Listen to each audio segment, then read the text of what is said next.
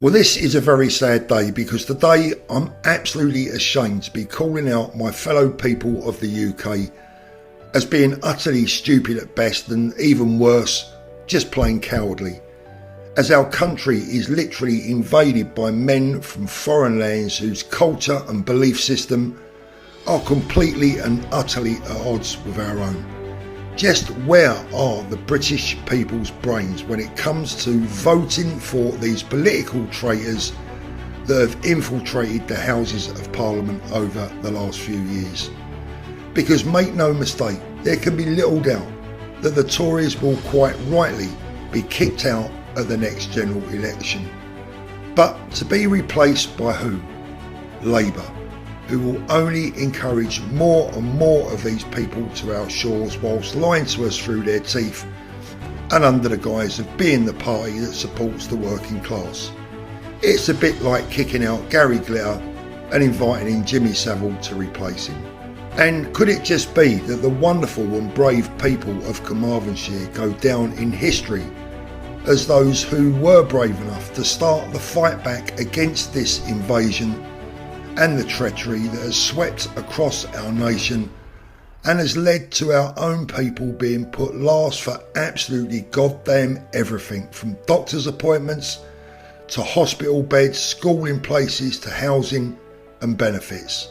And make no mistake, this is going to take a 1940s style bravery and community spirit to bring this mess to an end. A time when our forefathers fought and died to maintain our freedoms, our culture, our heritage, our history, and to protect our children and keep them safe.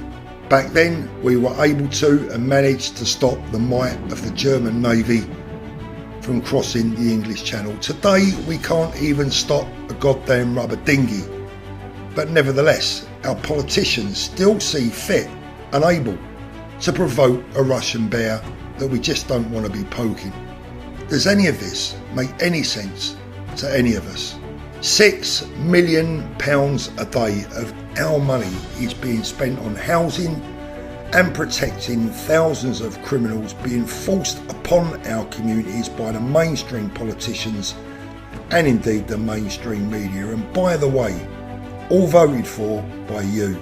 So the question today has to be this: are the rest of us brave enough, like our Welsh brothers and sisters, to finally start a fight back and to pay homage to those that died so that our children can live in peace and safety?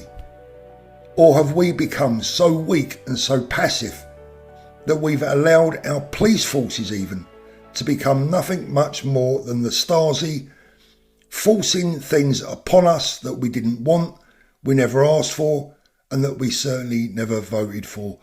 Only as the people, the British people, can this fight back begin. We all need to spread the word and vote these traitors out at the next given opportunity and protest at every chance we have. And even as we speak, make no mistake, our children as young as 5, I know from experience, are being indoctrinated in our schools to hate themselves whilst respecting and understanding and bowing down to everyone else's culture and way of life except their own. We are literally bordering on British cultural genocide. The time has surely come for all of us to stop allowing ourselves to be bullied with cheap labels that really mean nothing. And proud British people of all races, creeds and colours and religions must now come together to protect what's left of the British society before we have nothing left to protect.